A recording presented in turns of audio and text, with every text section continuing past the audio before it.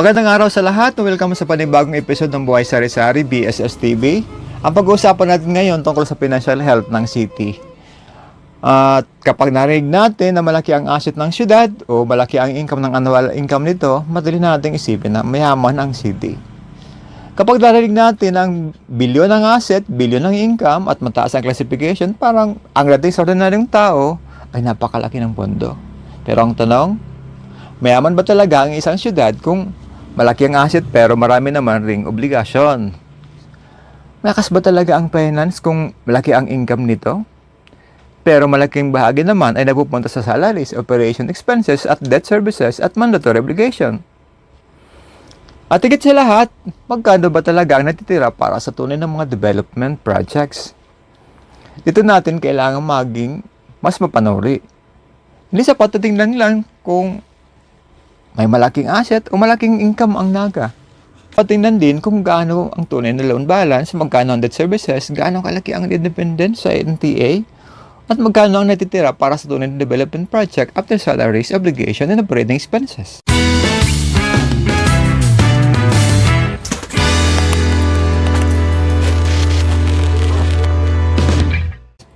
Okay, bago tayo magpatuloy, kung bawa ka pa lang sa Buhay Sari-Sari BSS TV, pag-hit na muna ng subscribe at follow button para laging kang updated sa mga tapatan at totoong usapan ukol sa ating komunidad. Salamat po at balik tayo sa usapan.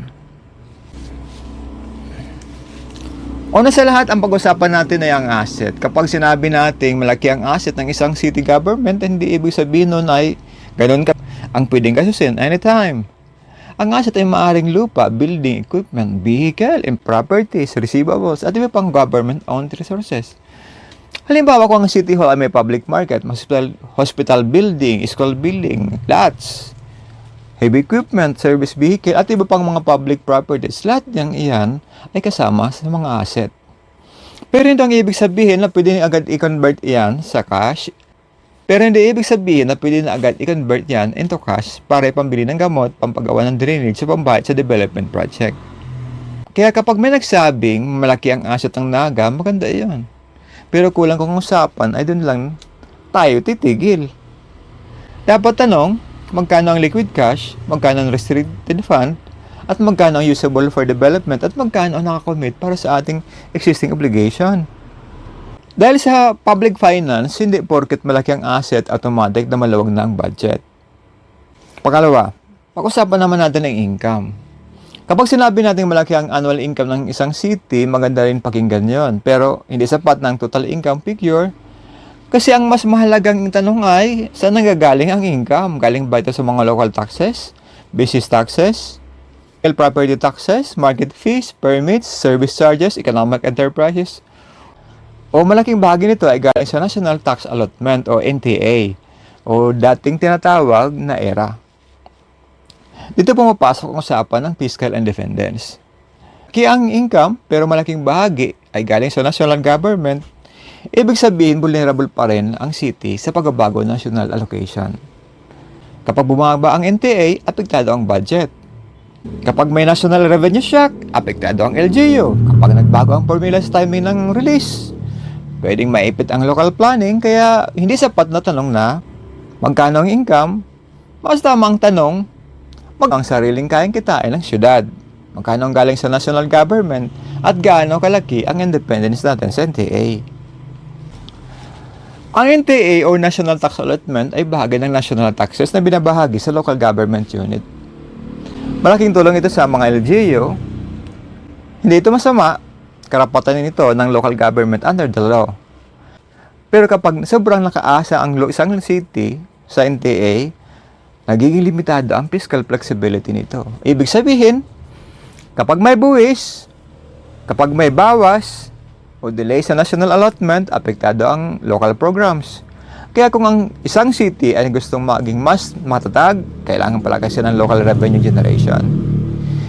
Hindi ibig sabihin ito na tataasan agad ang buwis nang walang pakandungan. Hindi ibig sabihin, papahirapan ang mga negosyo. Hindi rin ibig sabihin na sisingilin lang ang mga mahihirap. Ang ibig sabihin nito ay ayusin ang sistema. Dapat updated ang tax mapping, dapat pay ang business tax assessment, Dapat maayos ang real property tax record. Dapat nababawasan ang under-declaration. Dapat may transparency sa collection. Dapat efficient ang permit and licensing. At dapat lumago ang local economy para lumago rin ang mga local revenues. Kung gusto natin ng tunay na development, kailangan na may sariling lakas ang syudad. Hindi pwedeng lagi na lang nakaabang sa national share. Isa pang madalas nakakalito ay ang salitang liabilities. Kapag narinig ng tao na malaki ang liabilities ng city, ang iniisip agad, utang yan. Pero sa accounting, hindi lahat ng liabilities ay pare-pareho. May liabilities sa loan talaga.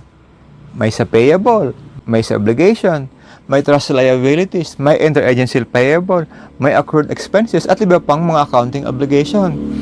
Kaya kung gusto nating malaman ang tunay na debt burden, hindi sa patatingnan lang ang total liabilities. Dapat tingnan ng actual loan balances, ang statement of indebtedness, at debt services, principal payment, yung mga interest payment.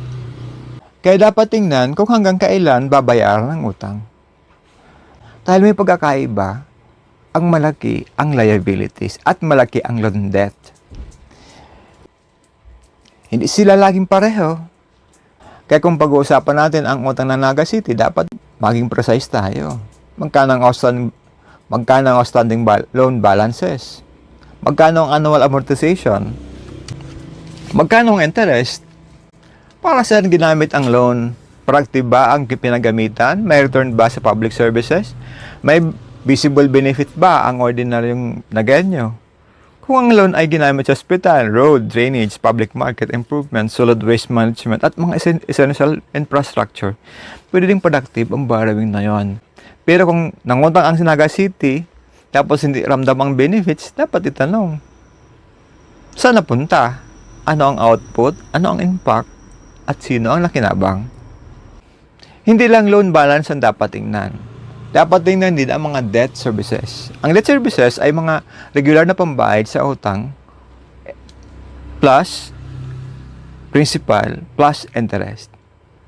Kahit manageable ang total debt, kung malaki ng annual debt services, nababawasan ang perang pwedeng gamitin sa ibang services. Halimbawa, ang perang pwedeng gamitin sa mga drainage, hospital equipment, classroom support, public market improvement, solid waste management, o livelihood program ay maaaring mapunta muna sa loan payment. Hindi naman ibig sabihin na masama agad ang debt services. Normal ito kung may loan. Pero dapat alam ng publiko magkano ang binabayaran taon-taon. Ilang taon pa itong babayaran. Ano ang kapalit ng proyekto? At sulit ba ang utang sa public benefits na nakuha ng tao? Kasi ang utang ng city ay hindi personal na utang ng mayor o council. Obligasyon ito ng pamahalaang lungsod. At sa uli, ang magkakarga ng epekto nito ay ang mamayan. Kaya dapat transparent. Dito tayo babalik sa ordinaryong Nagenyo. Kahit gaano kaganda ang financial report, ang taong nagtatanong pa rin, nabawasan na ba ang baha? Naayos na ba ang drainage? May gamot ba sa health center? May equipment ba sa hospital? Maayos na ba ang public market? May parking ba? May trabaho ba sa mga graduates? May support ba ang farmers? May waste management ba? Maayos ba ang kalsada? May ayuda ba sa maliliit na negosyante? O malinaw ba ang plano sa land use, traffic at population growth? Dahil ang financial strength ng city ay dapat may translation sa daily life. Hindi pwedeng maganda lang sa report, hindi pwedeng malakas lang sa presentation, hindi pwedeng puro classification, ranking o announcement. Dapat may output. Kung ang may asset, dapat napapakinabangan. At kung may income, dapat nagiging serbisyo. Kaya, kung may loan, dapat maging infrastructure. Ay, dapat nagiging programa. At kung may taxes, dapat bumabalik sa tao. Doon natin makikita kung tunay ang nagumagana ang finances ng city. Naalala ko noon, nang buhay pa si Kong Lolo Luis Villaperte. Tuwing kakampanya, madalas nating marinig ang mga pangako tungkol sa pagtatayo ng mga pavilion, classroom, at iba pang infrastructures.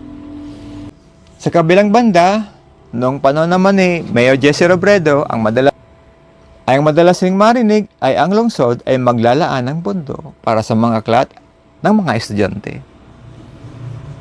At kung susiriin natin, hindi naman talaga magkalaban ang dalawang direksyong yon. Ang isa, infrastructure. Ang isa, learning materials. Kailangan ng mga estudyante ang maayos na silid-aralan. Pero kailangan din nila ang aklat, learning materials at tools para matuto. Kaya kung i-analyze natin, may punto ang dalawang approach. Ang congressman ay pwedeng tumulong sa infrastructure project, classroom, covered court, pavilion, school building at iba pang facilities. Ang city government naman ay pwedeng tumulong sa mga learning support, books, school materials, local education programs, scholarship, reading materials, at iba pang direktang suporta sa mga estudyante. Panahong yon, masabi natin, may naging resulta ang ganitong kombinasyon. Dahil ang edukasyon ay hindi lang tungkol sa gusali, hindi lang tungkol sa libro. Tunay na edukasyon ay nangangailangan ng kumpletong ecosystem. May maayos na classroom, may sapat na aklat, may handang teacher, may suporta ng magulang, may malinaw na programa ng school, may tulong ang local government, may ambag ang national government, at may bayanihan mula sa komunidad. Kaya kung pag-usapan natin ang public finance ng Naga ngayon, dapat ganito rin ang tanong. Hindi lang magkano ang asset, hindi lang magkano ang income, may building ba, hindi lang may project ba. Ang dapat nating tanong ay, sa bawat gastos ba ay may malinaw na epekto sa buhay ng tao? Dahil kung minsan, ang tunay na development ay hindi pagpili sa pagitan ng building o libro. Ang tunay na development ay tamang kombinasyon ng dalawa. Magkaiba man ang dalawang politiko, magkalaban man sa politika, magkaiba man ang partido, estilo o pananaw, isang bagay na dapat nating kilalanin. Kapag ang proyekto ay napupunta sa kapakanan ng tao, doon pumapasok ang tunay na diwa ng salitang Oragon na Bicolano. Kapag sinabi nating Oragon, hindi lang ito basta matapang. Hindi lang ito magaling magsalita o magaling sa kampanya. Ang tunay na Oragon ay may gawa, may resulta, may tapang na gumawa ng tama, may malasakit sa komunidad, may kayang magdala ng benepisyo sa tao, kahit may magkaiba sa politika. Kung ang congressman ay nakapagdala ng classroom, pavilion at school building, at ang mayor naman ay nakapaglaan ng pondo para sa mga aklat, learning materials, educational support, na kinabang doon ay hindi ang partido. Ang nakinabang doon ay ang mga estudyante, ang mga guro, ang mga magulang, at ang komunidad. At doon nakikita na minsan, kahit magkaibang kulay ng politika, pwedeng magtagpo ang epekto sa serbisyo publiko. Hindi kailangang pareho ang partido para makagawa ng mabuti. Hindi kailangan magkasundo sa lahat para sa may magandang resulta. Hindi kailangan iisa ang kampo para makatulong sa tao. Ang mahalaga ay may output, may pakinabang, may malinaw na epekto sa buhay ng ordinaryong mamamayan. Yan ang tunay na Oragon. Hindi yung puro bangayan, pataasan ng bandera, saring siraan, puro pangalan at political branding. Ang tunay na Oragon ay yung may naiwang kapaki-pakinabang. Classroom na nagagamit ng mga bata, aklat na nabasa ng estudyante, programang tulong sa mga pamilya, serbisyong ramdam ng komunidad, pondong ginagamit ng tama, proyektong hindi lang pang picture, kundi pang matagalan. Kaya ang usapan ng public finance, utang, asset, income at development, dapat hindi tayo nakatingin sa kung sino ang politiko. Dapat ang tanong natin, ano ang ginawa? Sino ang nakinabang? Nasaan ang resulta? May epekto ba sa ordinaryong tao? Dahil kung ang isang proyekto ay tunay na nakatulong sa edukasyon, kabuhayan, kalusugan at kalikasan, kinabukasan ng tao, dapat kilalanin yon. Doon lumalabas ang tunay na pagiging Oragon ng Bicolano. Marunong kumilala ng tama marunong magtanong, marunong pumuna. Pero marunong din magbigay ng credit kapag ay tunay na nagawang mabuti. At sana, yun ang klaseng politiko na mas nakikita natin ngayon. Hindi politika ng kulay, ng away, at kampo-kampo. Kundi, politika ng resulta, serbisyo, at kapaki-pakinabang para sa tao. Hindi na naman natin matatawaran ang kakayahan ng babaeng mayroong naga. Marahil mas magiging magaling pa siya dahil hindi siya nagsimula sa wala. Kumbaga sa hagdan, may mga baitang nang nauna. May pundasyon na naitayo. May mga aral lang naiwan. May programa lang nasimulan.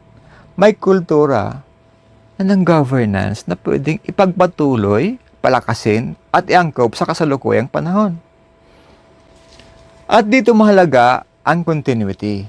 Kasi ang isang syudad ay hindi uunlad isang termino lang. Hindi ito nabubuo sa isang proyekto lang. Ang tunay na pag-unlad ay resulta ng tuloy-tuloy na trabaho. May mga naunang leader na nagtayo ng classroom, pavilion, facilities, at may mga naunang leader na naglaan ng pondo para sa mga aklat, edukasyon, programa, at serbisyo publiko. May mga naunang leader na nagpatibay ng sistema, disiplina, at accountability. Ngayon, ang hamon sa kasalukuyang liderato ay ito. Paano ipagpapatuloy ang maganda? Paano itatama ang kulang? Paano papalalawakin ang benepisyo? Paano gagawing mas ramdam ng ordinaryong Nagueño ang serbisyo? Kaya kung may puna tayo, hindi ibig sabihin na wala tayong tiwala. Ang ibig sabihin, mataas ang expectation natin. Dahil kung may kakayahan ang leader, mas lalo nating dapat hingi ng malinaw na direksyon, maayos na paggamit ng pondo, at konkretong resulta. Hindi sapat na sabihing may pangalan, hindi sapat na sabihing may legacy, hindi sapat sabihin na may magandang intensyon. Ang mahalaga ay kung paano ito may sasalin sa tunay na serbisyo. Trabaho, edukasyon, kalusugan, flood control, public market improvement, solid waste management, infrastructure, support sa farmers, food security, at mas maayos na kinabukasan para sa mga kabataan. Kung magasagdan, may nauna nang gumawa ng unang mga baitang. Ngayon ang tanong, aakyat ba tayo ng mas mataas? O mananatili na lang tayo sa dati? Diyan masukat ang susunod na yugto ng pamumuno. At kung tunay na magagamit ang naipundar na sistema, kung maitutuloy ang magandang nasimulan, at kung maitatama ang mga kakulangan, baka mas maging maganda pa ang direksyon ng Naga. Hindi dahil babae siya, hindi dahil kilala siya, hindi dahil dala niya ang isang pangalan, kundi dahil may pagkakataon siyang ipakita na ang leadership ay hindi lang pagpapatuloy ng legasiya. Ito ay pagpapalawak, pagpapabuti, at pagbibigay ng mas malinaw na resulta para sa mga tao. At yun ang dapat nating abangan, bantayan, at suportahan kung tama ang direksyon. Sa ganitong usapan, madaling pumasok ang politika. May kampo-kampo, pro at anti, tagapagtanggol, mga kritiko, nagagalit kapag may tinatanong budget, nagasabing panira kapag humingi ng detalye. Pero dapat malinaw. Ang pagtatanong sa budget ay hindi paninira. Ang paghingi ng transparency ay karapatan ng mamamayan. Ang pagtanong kung magkano ang utang ay hindi pagiging kontra sa city. Ang pagtatanong kung saan napunta ang loan ay hindi pagiging anti-development. Ang pagtatanong kung gaano tayo nakaasa sa NTA ay hindi pangbabatikos. Ang pagtatanong kung magkano ang natitira for development after salaries and obligation ay basic public accountability. Dapat normal ito sa isang democratic society. Kung magandang financial management, mas lalong dapat ipakita. Kung productive ang loan, ipaliwanag. Kung may constraint, sabihin. Kung may backlog, aminin. At kung may plano, ilahad. At kung may problema, harapin. Dahil ang tiwala ay nabubuo sa transparency. Hindi sa press release, hindi sa mga political slogans, at hindi sa selective information, kundi sa mas malinaw, kumpleto, at tapat na pag-uulat sa taong bayan.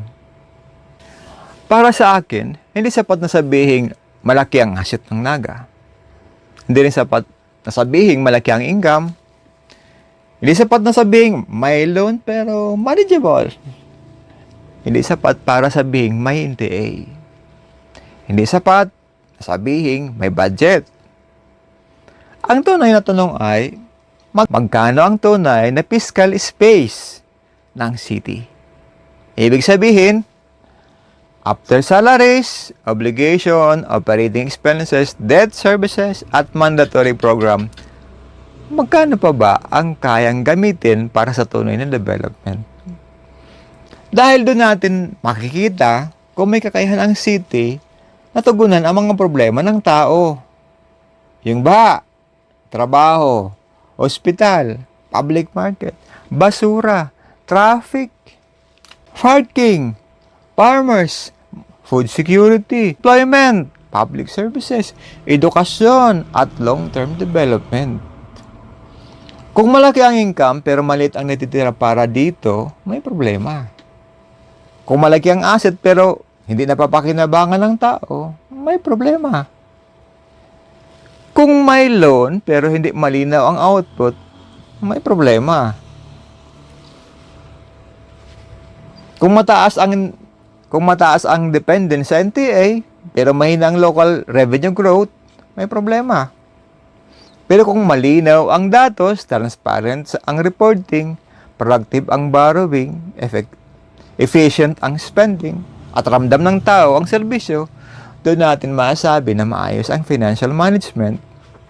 Kaya ang panawagan natin ay simple. Huwag lang tayong titingin sa isang malaking numero. Tingnan natin ang buong larawan. Asset, income, liabilities, loan balance, debt services, NTA dependence, salaries, obligation, actual development output, and historical lesson from leaders who work in different ways but produce real results. Dahil ang tunay na sukatan ng financial health ng siyudad ay hindi lang nasa accounting report. Nasa tanong na ito, may nararamdaman bang tunay na pagbabago ang ordinaryong Nagueño? At kung may naipundar na hagdan ang mga naunang leader, ang hamon sa kasalukuyan ay hindi lang tumapak sa hagdan na iyon.